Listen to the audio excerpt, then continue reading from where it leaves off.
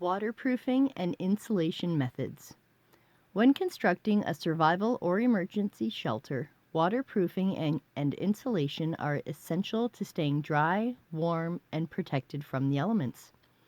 Without proper protection, exposure to rain, wind, and cold can lead to hypothermia, discomfort, and structural failure. How to keep structures dry and insulated. A shelter must serve two primary functions. Waterproofing, keeping rain, snow, and moisture out.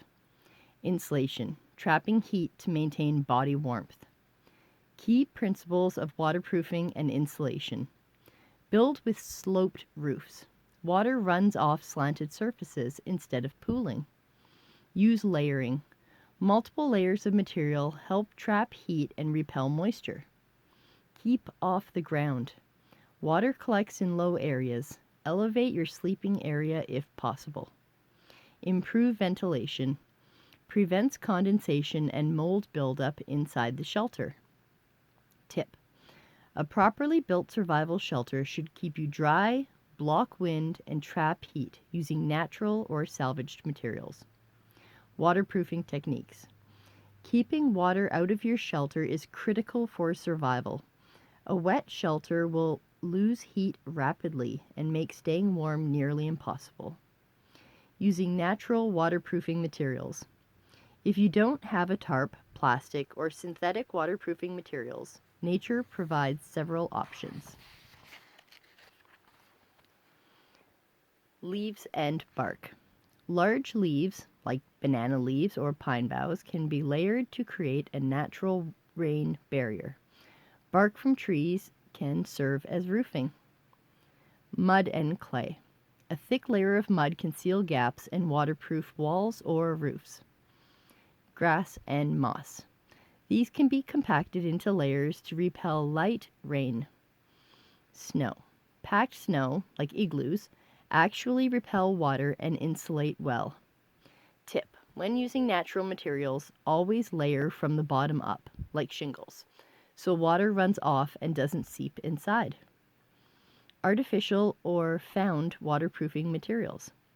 Tarps, plastic sheets, or trash bags. These are the best for waterproofing and should be used as a roof layer or a ground barrier. Duct tape and tree sap can be used to seal cracks and waterproof openings. Mylar emergency blankets. Reflect heat while preventing moisture buildup. Tip: always secure waterproof coverings tightly to prevent flapping and leaks. Preventing water accumulation in the shelter. Even with waterproofing materials, water can still seep in. Avoid the spy. Elevating the sleeping area. Use logs, branches, or leaves to lift your bed above wet ground. Digging drainage trenches. Small trenches around the shelter direct rainwater away. Avoid flood-prone areas. Never build a shelter in a dry riverbed or low-lying area. Tip: if possible, set up camp on a slightly sloped terrain so water naturally drains away. Natural insulation methods. How insulation works. Insulation traps warm air inside the shelter. It creates a barrier between your body and the cold. Proper insulation prevents heat loss from wind, ground, and cold air. Using natural materials for insulation. The best insulation materials are light, fluffy, and able to trap air. Moss and leaves. Dry leaves, moss, and grass trap heat and can be packed into shelter walls. Straw and hay. Excellent insulators when dry, often used in rural shelters. Pine needles. Dense and abundant, great for bedding and roof insulation. Animal hides or fur, used historically by indigenous groups for warmth. Tip: the thicker the insulation, the warmer your shelter. Aim for at least 12 inches of insulating material. Creating an insulated sleeping area. The ground can suck heat away from your body, so it's critical to insulate your sleeping area. Layer dry leaves, pine needles, or grass as a mattress. Use branches or logs as a raised sleeping platform. Wear extra clothing or wrap in an emergency blanket to trap body heat. Tip: never sleep directly on the ground.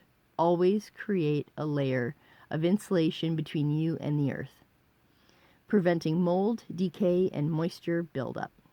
A survival shelter is only effective if it remains dry and breathable. Moist conditions promote mold growth, weaken structures, and cause discomfort. Ensuring proper ventilation. Create small air vents, prevents condensation and mold growth. Use dry insulation materials. Wet leaves or moss can rot and attract bugs. Keep fire smoke ventilation clear. A small opening near the roof allows smoke to escape without losing warmth. Tip: if possible, place a heated rock inside the shelter to help keep the air dry and warm. Summary and key takeaways. Waterproofing: use natural materials like bark, mud, and leaves, or artificial covers like tarps. Insulation: pack walls and bedding with dry leaves, grass, and straw to trap warmth. Shelter placement: build away from water sources and low-lying areas to avoid flooding. Preventing mold: keep ventilation openings to reduce condensation inside the shelter.